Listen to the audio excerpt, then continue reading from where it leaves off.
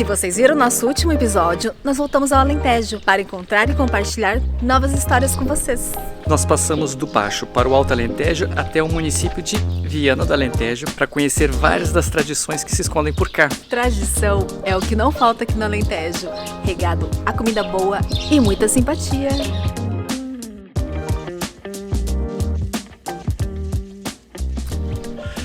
Nós chegamos aqui em mais um município para conhecer aqui do Alentejo. Dessa vez é Viana do Alentejo, fica bem perto de Alvito, onde nós mostramos no episódio passado. Aqui uma das coisas bem bacanas que tem é esse castelo que está aqui atrás da gente. Ele tem uma história diferente, ele foi construído inicialmente, não era nem para ser uma fortificação. Infelizmente, de vez em quando a gente vai para alguns lugares que não é permitido filmar, tem algumas burocracias, é mais complicado. Aqui a gente não vai conseguir mostrar para vocês dentro, mas tem muita coisa bacana aqui do município para mostrar para vocês. E a gente já está curtindo aqui o centrinho da vila, né, Titian? Eu acho tão charmosas essas casinhas brancas com detalhes coloridos, amarelo, azul, cinza. A gente está aqui na Praça da República. Essa ponte que a gente está vendo aqui é do século XV e esse é um dos monumentos mais antigos aqui da vila. Se tem uma marca registrada aqui do Alentejo, são as andorinhas. Tem até umas andorinhas em cerâmica, vocês já viram? É para representar aqui, olha a quantidade de ninho que tem aqui em cima. Na vila nós conseguimos ver várias janelas manuelinas super bonitas. Essa aqui está na fachada de um banco do Santander.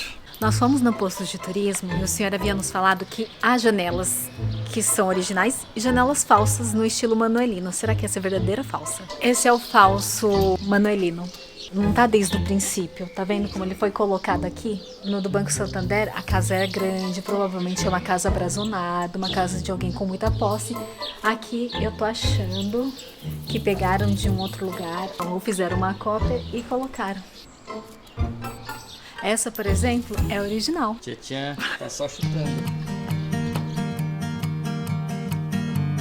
Aqui em Viana do Alentejo tem dois oleiros, os dois são pai e filho, os dois se chamam Feliciano e agora nós vamos conhecer a olaria do Feliciano Filho para mostrar um pouquinho desse trabalho, dessa arte aqui do município. Esta é uma pequena peça, uma fruteira para decoração, se for pintada.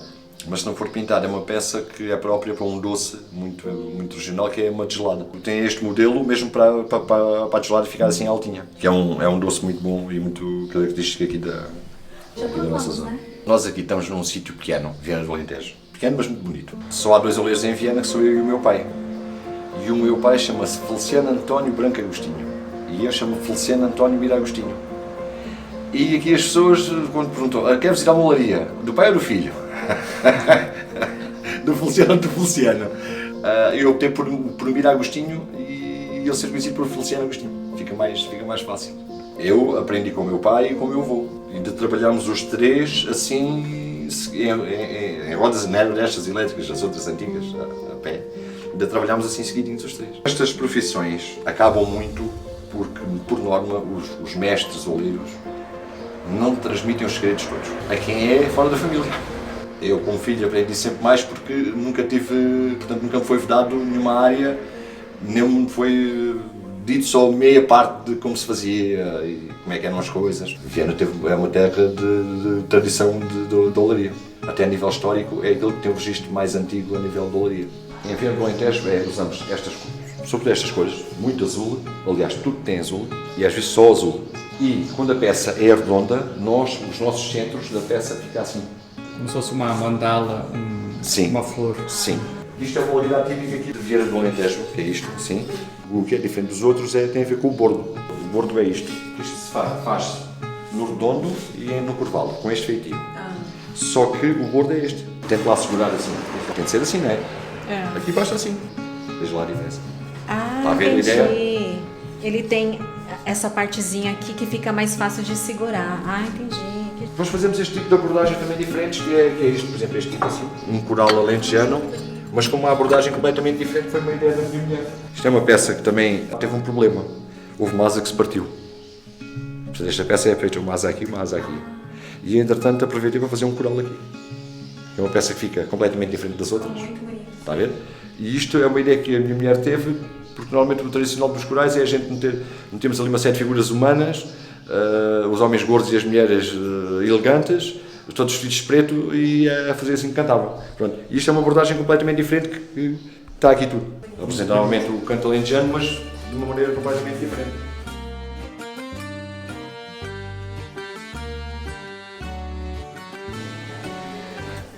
Chegou a hora do almoço, nós vamos almoçar uma comida bem típica aqui na Taberna da Maria. Enquanto não chega o prato principal, a gente já vai comendo aqui os petiscos que chegaram, queijinho de ovelha, uma azeitona e um vinhozinho branco.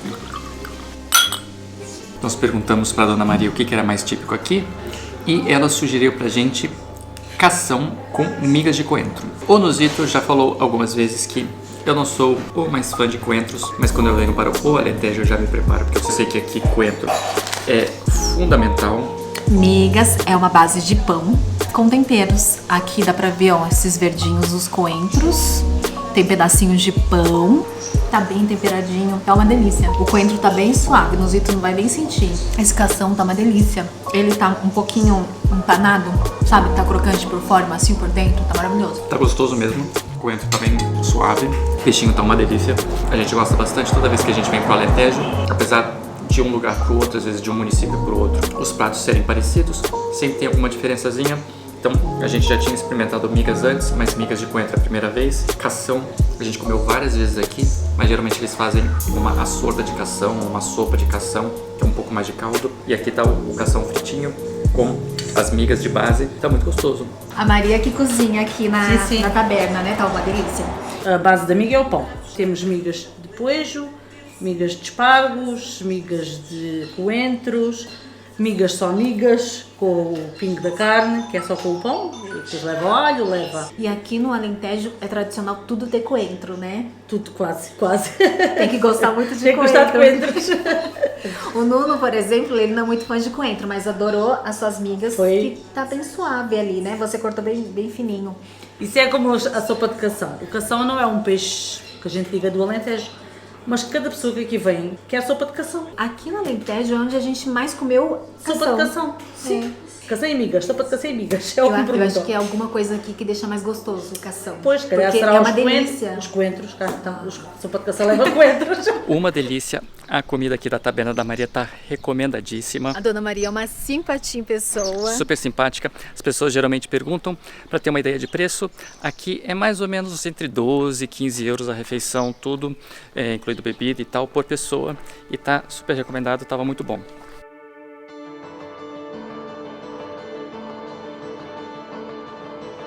Bem pertinho da vila, a mais ou menos uns 2 quilômetros, tem o Santuário de Nossa Senhora d'Aires. Fica aqui num descampado tudo super plano e aqui uma igreja super imponente, chama bastante atenção.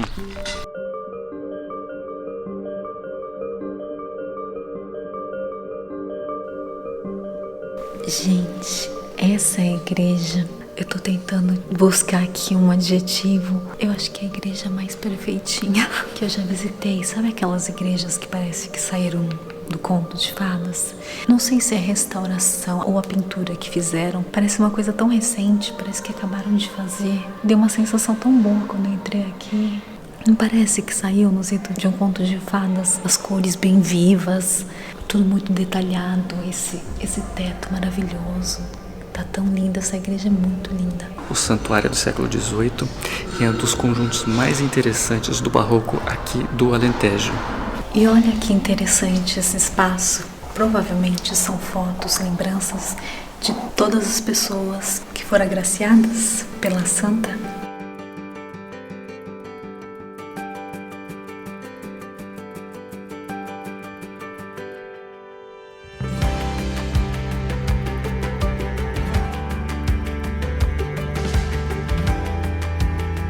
Chegamos onde vamos ficar hospedados essa noite. Nós estamos aqui bem no centro de Viana do Alentejo.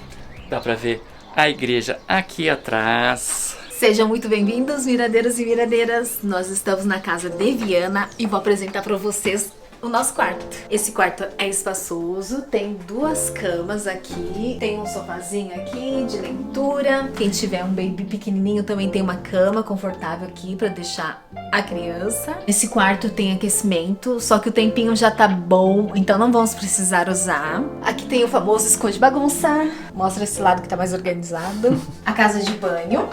Aqui tem vista, o Nuzito já mostrou pra vocês, né? A vista aqui do terraço, bonita, que dá pra igreja. Aqui é um edifício super antigo, acho que tem mais de 300 anos.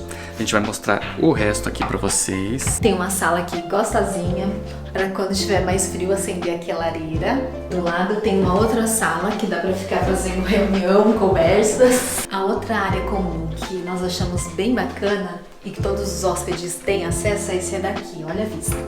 Essa vista tá bem mais impedida. Olha que linda essa igreja, barra castelo. Essa área aqui tá super gostosa para curtir aqui um pouquinho o pôr do sol.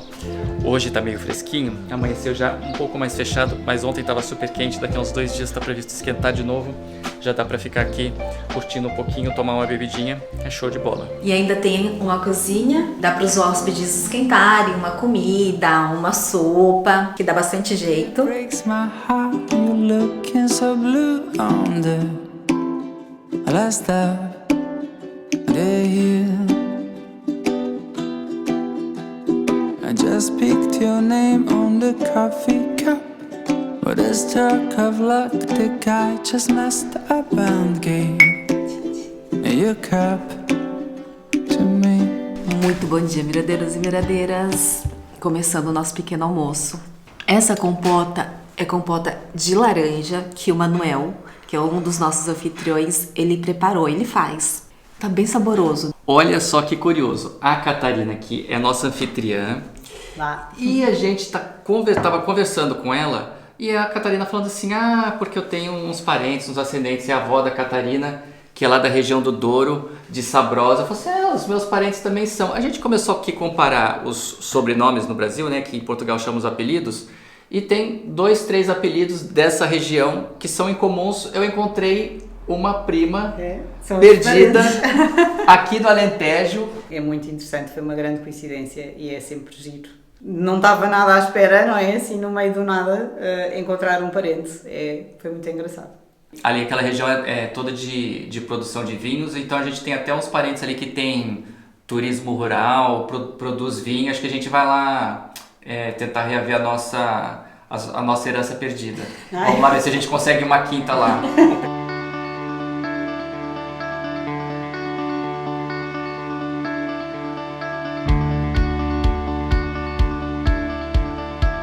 Nós viemos até Alcáçova, que fica a 20 minutinhos mais ou menos de Viana do Alentejo, mas continua pertencendo ao mesmo município de Viana. Essa vila tem bastante coisa interessante, uma delas é esse edifício aqui, que é o Paço dos Henriques, que tem muita história. No Paço, além de vários casamentos reais, além de uma história que vem desde o século XIV, foi assinado o Tratado de Alcáçovas Toledo, que é, digamos que, um precursor do Tratado de Tordesilhas, selando um pouco a paz entre os portugueses e os castelhanos e dividindo o Atlântico, a parte norte para a exploração da Espanha e a parte sul para Portugal. Agora o edifício é uma espécie de centro cultural e nós vamos conhecer. Alcáçovas é super conhecido por várias tradições, uma delas é dos chocalhos, porque aqui tinha também história de transumância, do gado, de levar de uma parte para outra do território. E no Paço dos Henriques, contando um pouco dessa história, a gente consegue ver aqui vários chocalhos, uma história das pessoas que produziram os chocalhos. As pessoas deixavam a marca aqui, ó. A tia falou que vai colocar um no meu pescoço, pra ela não me perder. Isso mesmo. Esse menorzinho aqui, ó. Esse aqui. No Paço também tem exposições periódicas. Aqui, por exemplo, tá tendo exposições de jornais antigos. Tem vários escritores, músicos. Mas a joia da coroa é um jardim que tem aqui do lado, que tem uma capela, e nos falaram que é sensacional. Este era o jardim da família que morava no Paço dos Henriques. Foi construído no século XVII, portanto é um espaço com 400 anos. Esses búzios já estão aqui desde essa época? Desde essa época. Tão longe do mar? A logística foi muito grande, não é verdade? Não é? De onde foram trazidos todas essas conchas? A grande parte veio do Atlântico Norte, portanto da nossa costa, e também do Mediterrâneo, mas também temos aqui algumas espécies exóticas no interior da capela podemos encontrar. Aqui poderia ser um oratório ou uma pequena sacristia. Daqui dá para ver como seria ali fora tudo reservadinho. Sim, onde faltam peças, se repararem onde a mão humana chega, porque o teto e a zona mais de cima estão quase imaculados. O único que existe aqui em Portugal? Assim. Em Portugal e talvez mesmo no mundo. Por exemplo, em Espanha existe a Ilha de Tocha, tem uma capela toda revestida, mas cá está, são conchas colocadas. Aqui vamos criando mesmo uma história e juntando com as loiças. Meu Deus! Que pessoal caprichoso! Sem dúvida! Encontrei aqui um pouco por todo lado de pequenos pratinhos que se chamam covilhetes, é a faiança portuguesa de 600. É uma porcelana menos fina, um pouco mais com barro. Aqui tentaram fazer florzinhas, se repararem, portanto as conchas com um caracol mais pequeno, vão repetindo o padrão um pouco por todo o espaço. O espaço esteve habitado até 1974. No início dos anos 90 o Estado comprou e deixou completamente ao abandono. Como é que se manteve? É um milagre. Ou então as pessoas conseguiram mesmo respeitar, pelo menos aqui estas zonas com as portas.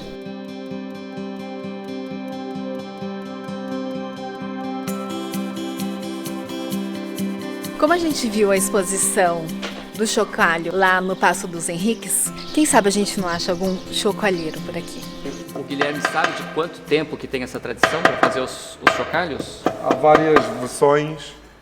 A que eu conheço melhor é que existe desde o século XIII em Alcáçovas esta atividade do fabrico de chocalhos.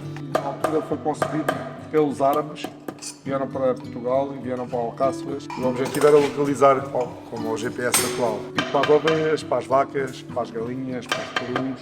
Andavam no campo, faziam transumância e eles queriam saber onde é que andava o gado deles. Era uma forma de localizarem. Por isso é que foi concebido o chocalho. No Alentejo havia rebanhos de perus e havia rebanhos de galinhas no campo. E iam com chocalhos deste tamanho. Tinham dois objetivos, era localizar o animal e era afugentar dos predadores. As raposas, os lobos tinham receio ou medo do som do chocalho.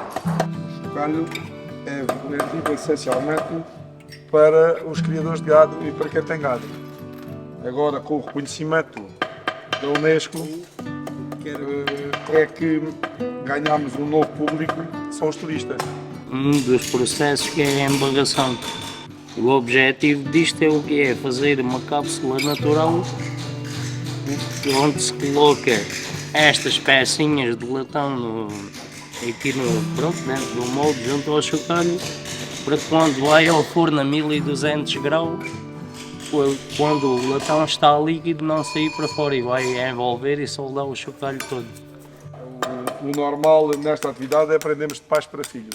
Ele foi um caso atípico. O tio era um familiar, mas não era um familiar direto, lá não era o pai. Essa tradição foi quebrada a partir do meu pai e daqui para a frente, quem quiser aprender, nós ensinamos em quem não seja familiar direto.